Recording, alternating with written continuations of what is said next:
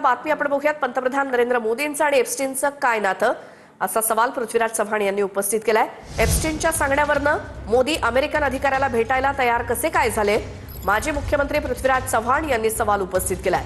मोदींची आणि एप्स्टीनची भेट कोणी घडवून आणली, असाही सवाल पृथ्वीराज चव्हाण यांचा.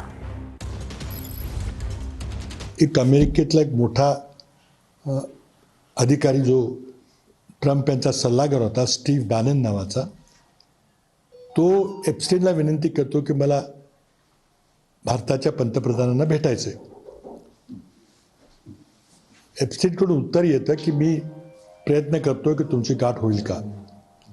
नंतर काही दिवसांनी पुन्हा अशी ईमेल येते की मोदी ऑन बोर्ड, म्हणजे मोदी भेटायला तयार आहेत. आता मोदींचं आणि एप्स्टीनचं काय नातं आहे की जो एप्स्टीन मोदींची कुणाशी अपॉइंटमेंट घडवू शकतो, याचं उत्तर सरकारकडून मिळावं लागेल. त्यांची भाषा बदलली म्हणजे त्यांच्याकडे काहीच नाही, फक्त बोलून जायचं, चर्चेत राहायचं. ते आता दुर्लक्षित झालेले आहे, त्यांच्याकडे कोणी लक्ष देत नाही. त्यामुळे प्रधानमंत्र्यांच्या बद्दल काही बोलणं झालं की मग त्याच्यामध्ये चर्चेत राहण्याचा हा केविलवाना प्रयत्न. तर पुढची बातमी. चंद्रपूरचे पीडित शेतकरी रोशन कुडे यांनी खळबळजनक दावा केलाय. कंबोडियामध्ये आणखी 6 भारतीयांची किडनी काढल्याचा दावा त्यांनी केलाय.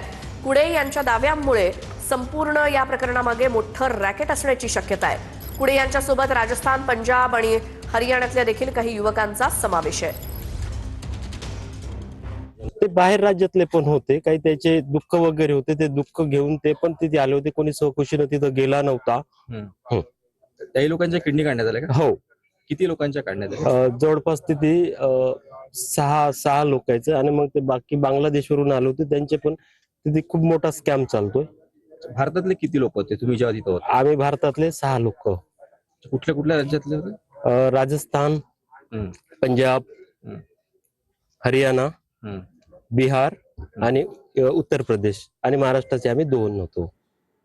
तर चंद्रपूर जिल्ह्यातील किडनी विक्री प्रकरणी SIT स्थापन करण्यात आलेली आहे आणि या प्रकरणाच्या चौकशीसाठी पोलिसांनी एका विशेष तपास पथकाची स्थापना केली आहे.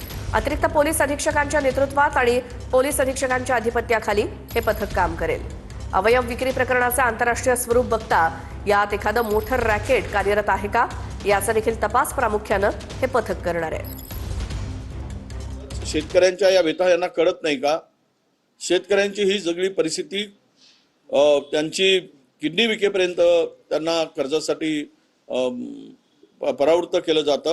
आणि महायुती म्हणून हे सरकार महाराष्ट्रात संपूर्ण शेतकऱ्यांना उद्ध्वस्त करायलाच लावलाय असा त्याचा अर्थ होईल.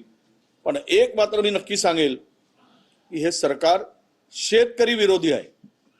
या सरकारची भूमिका शेतकऱ्याला उद्ध्वस्त करण्याची आहे आणि उद्योगपतींना पाठीशी घालण्याची आहे.